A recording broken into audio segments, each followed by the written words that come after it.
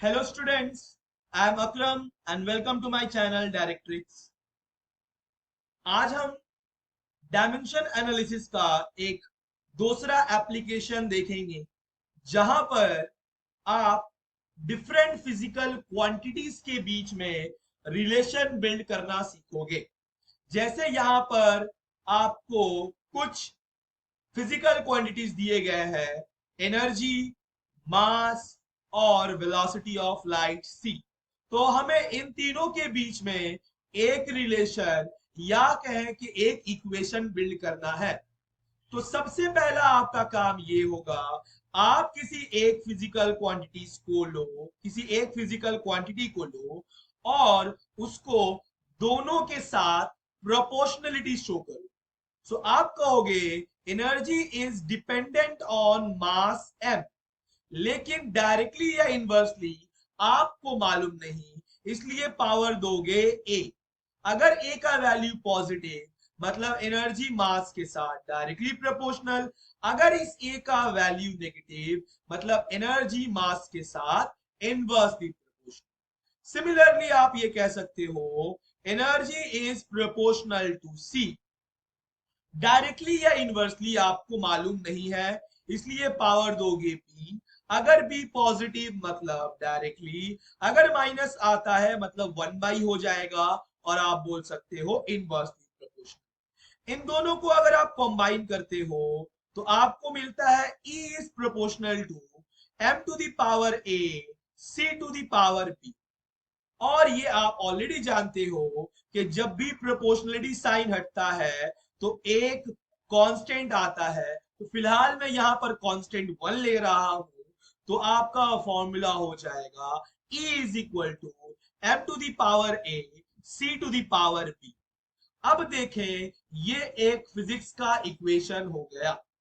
और एक इक्वेशन कब करेक्ट होता है, जब उसके लेफ्ट साइड में जो डायमेंशन होता है वो राइट साइड के डायमेंशन के इक्वल होता है।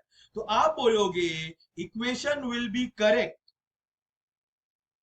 Equation will be correct. कब करेक्ट होगा? जब आप कहोगे डायमेंशन ऑफ ई जो होगा वो dimension of m to the power a c to the power b के डायमेंशन के इक्वल होगा। होप ये क्लियर। अब आप जानते हो E का डायमेंशन क्या होता है, E एनर्जी है। तो एनर्जी का डायमेंशन लिखोगे m to the power 1 l to the power 2 t to the power -2। तो ये आपके लेफ्ट हैंड साइड का डायमेंशन हो गया। राइट हैंड साइड के डायमेंशन में लिखोगे मास, तो आप लिखोगे m टू द पावर क्या है, a है, इसलिए मास का पावर a दे दिया। c क्या है, c जो है वो वेलोसिटी ऑफ लाइट है, एंड वेलोसिटी या स्पीड का डायमेंशन होता है l1 t to the power -1, और इसका पावर क्या है b, तो आप लिख दोगे b। अब आते हैं इस तरफ, अगर आप सिंप्लीफाई करते हो तो आएगा m to the power a, l to the power आपका हो जाएगा b, और t टू दी पावर हो जाएगा -1 b से मल्टीप्लाई होकर -b।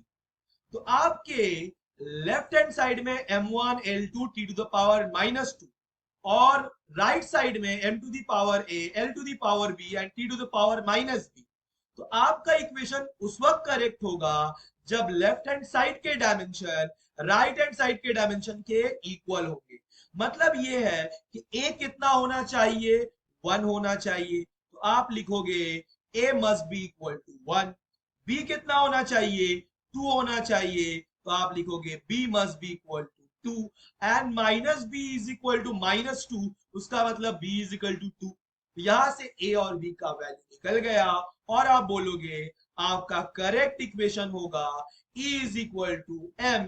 m का पावर a था, a का वैल्यू 1 आया, इसलिए m का पावर 1, और c का पावर b था, b का वैल्यू 2 आया, इसलिए c to the power 2।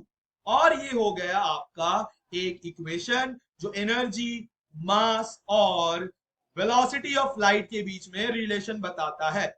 So this is the relation between energy, mass and velocity of light. Hope कि आपको हमारा वीडियो समझ आया हो, कॉन्सेप्ट क्लियर हो। ऐसे और भी वीडियोस के लिए हमारे चैनल को सब्सक्राइब करें, और हमारा वीडियो अगर पसंद आए तो प्लीज उसे लाइक करें और शेयर करें। Thank you so much.